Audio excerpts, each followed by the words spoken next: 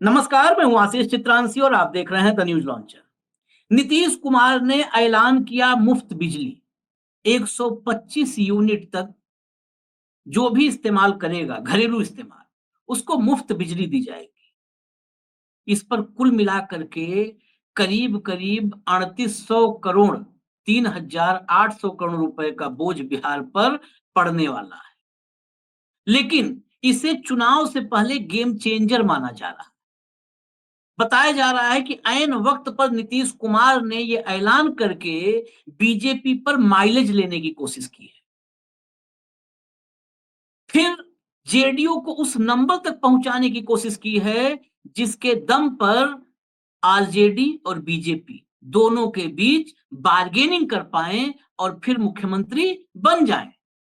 लेकिन बिहार में नीतीश कुमार के इस दांव के बाद, जिस दांव से सीधा सीधा 1 करोड़ 67 लाख परिवारों पर असर पड़ने वाला था, भारतीय जनता पार्टी क्या इस दांव को समझ करके इस दांव के खिलाफ रिवोल्ट करने लगी।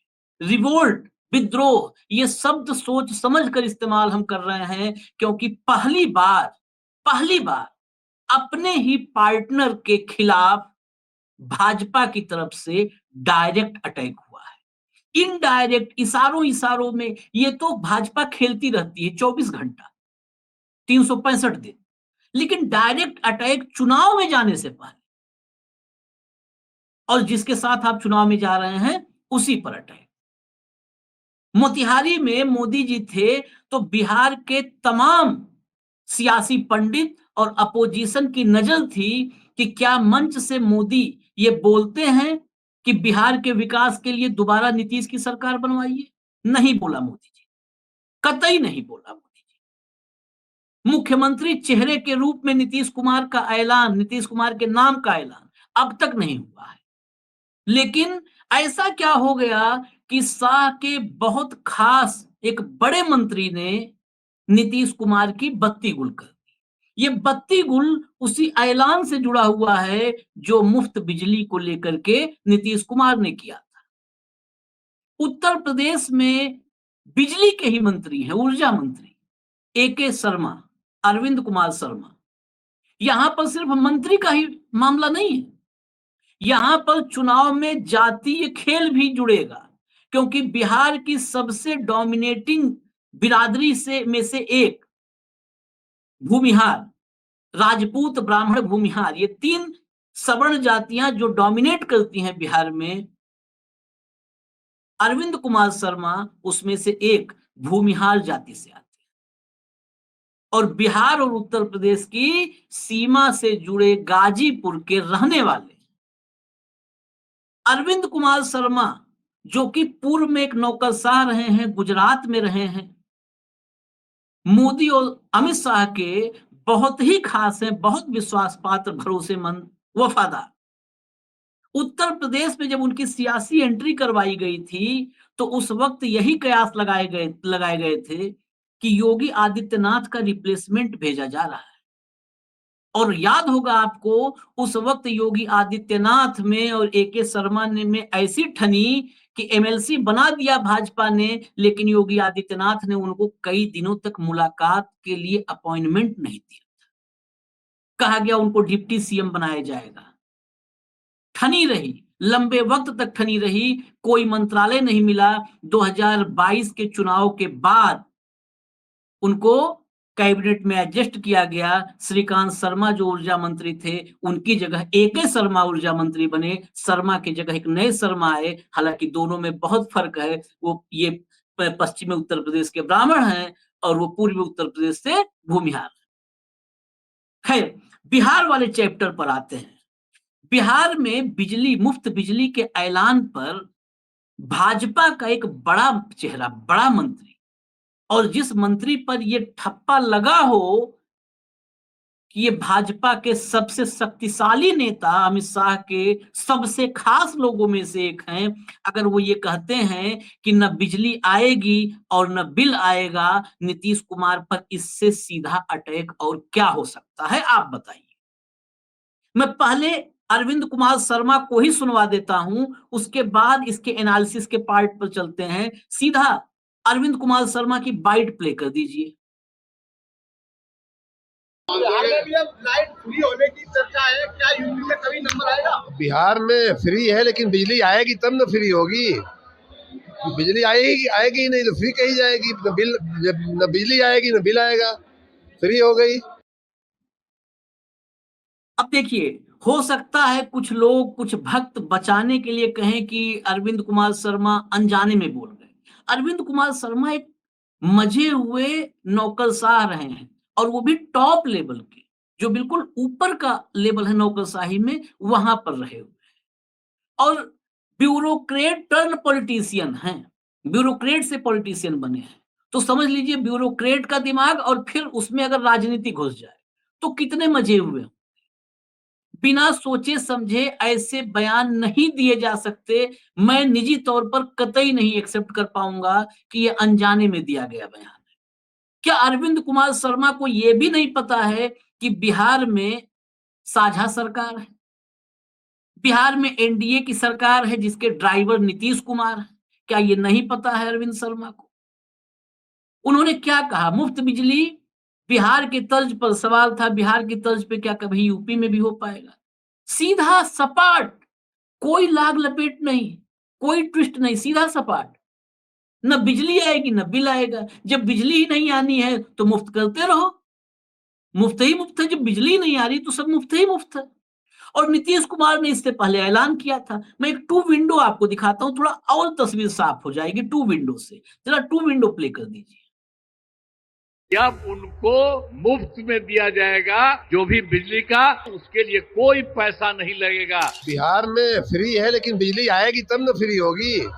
बिजली आएगी आएगी नहीं तो फ्री कही जाएगी। न बिजली आएगी न बिल आएगा। अब सोचिए, पैसा नहीं लिया जाएगा बिजली का, नीतीश कुमार बोल रहे हैं, और शर्मा जी बोल रहे हैं जब बिजली आएगी तब न पैसा लिया जाएगा, बिल लिया जाएगा। जब बिजली आएगी ही नहीं बिहार में तो पैसा क्या लिया जाएगा? न बिजली आएगी और न बिल लिया जाएगा। अब सवाल सीधा है, ये मैं दर्शकों से बताने के बजाय कुछ जानना चाहता हूं, खासकर बिहार के दर्शक बेहतर बताएंगे। क्या भारतीय जनता पार्टी, चुनाव करीब आते आते भारतीय जनता पार्टी नीतीश को बिहार के बाहर के नेताओं से ऐसे बयान देकर के पूरी तरह साइडलाइन करना चाहती है? बिहार में नीतीश का जो वोट बैंक है, उस वोट बैंक का इस्तेमाल गठबंधन के जरिए अपने पक्ष में करके नीतीश कुमार को मक्खी की तरह निकाल देना चाहती है? क्या एसआईआर के बाद जो स्पेशल इंटेंसिव रिवीजन हो रहा है मतदाता सूची का, एसआईआर के बाद भारतीय जनता पार्टी का कॉन्फिडेंस लेवल अपने मतदाताओं को लेकर के कि अब इस मतदाता सूची में तो हम हार ही नहीं सकते हैं, तो नीतीश कुमार को ऐसे हालत में पहुंचा दिया जाए, इस तरह एक्सपोज कर दिया जाए कि जब नीतीश के नंबर्स आए, नंबर्स कम आए जब, तो उसको जस्टिफाई किया जा सके। जैसे कोई बच्चा स्कूल में कम नंबर लाता है और उसके पेरेंट अगर जाएं वहां पर क्लास टीचर से शिकायत करने, तो क्लास टीचर कई बार कहते हैं ना, अरे इसका ध्यान ही नहीं रहता है। आप पूछिए, और टीचर से पूछिए, हिंदी वाले टीचर से भी पूछ लीजिए, इंग्लिश वाले से भी पूछ लीजिए, किसी भी क्लास में, सिर्फ हम क्लास टीचर्स हैं इसलिए हमसे मत पूछो, सबसे पूछ लो, ये किसी भी क्लास में ध्यान नहीं देता है, तो नंबर कमाना ही था। तो क्या उसकी पृष्ठभूमि तैयार की जा रही है कि नीतीश का नंबर गेम 22-24 सीट पर जेडीयू सिमट जाए 18-20-22 पर, और ये जस्टिफाई हो जाए गठबंधन के भीतर बैठ करके ही कि नहीं, नीतीश कुमार ने ऐन वक्त पर बिजली का जो ऐलान किया था वो भी फेल हो गया क्योंकि एक्सपोज हो गए, बिजली आती ही नहीं। ये नैरेटिव बाहर से सेट कर दिया जाए। और फिर मैंने कहा, एके शर्मा कर्नाटक के नेता नहीं है, महाराष्ट्र के नेता नहीं है, हरियाणा के नेता नहीं है। एके शर्मा उत्तर प्रदेश के नेता हैं, उत्तर प्रदेश के उस हिस्से के जो बिहार से लगा हुआ है, और उस जाति से आने वाले नेता हैं जो बिहार में पॉलिटिकली, सोशली, दोनों तरीके से डोमिनेट करती है। सामाजिक रूप से भी डोमिनेट करती है, राजनैतिक रूप से भी डोमिनेट करती है, और आर्थिक रूप से भी डोमिनेट करती आई है।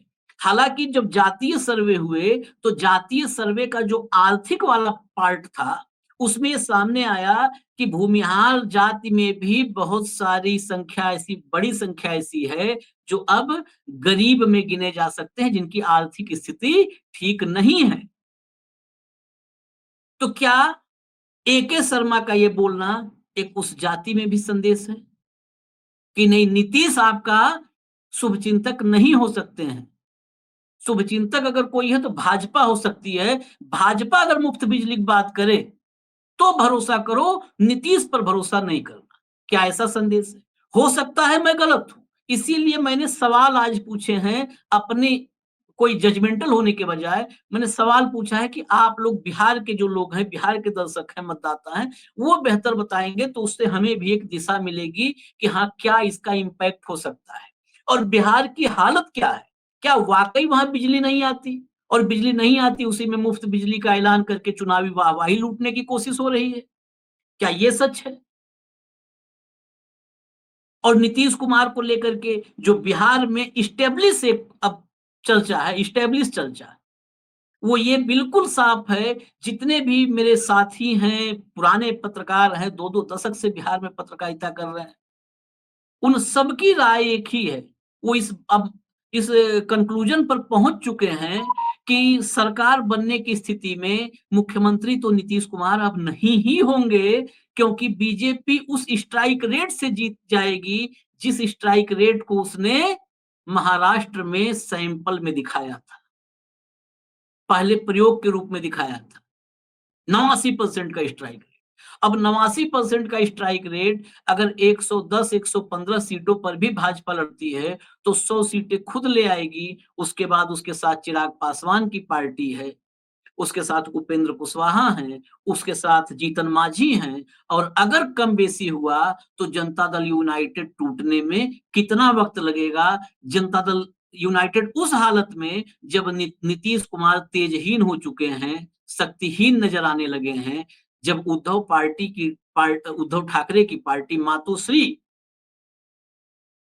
के बाहर टूट सकती है, तो फिर शक्तिहीन, तेजहीन नीतीश कुमार की पार्टी का क्या हश्र होगा, ये आप आसानी से समझ सकते हैं। मुझे इजाजत दीजिए, लेकिन राय अपनी जरूर दीजिएगा, इस बयान का बिहार में नीतीश के नैरेटिव पर क्या असर पड़ सकता है, क्योंकि ये बयान आते ही बहुत तेजी से वायरल हो रहा है। सोशल मीडिया पर इसको हाथों हाथ उठा लिया गया है। तो आप अपनी राय दीजिएगा। मुझे इजाजत दीजिए। नमस्कार।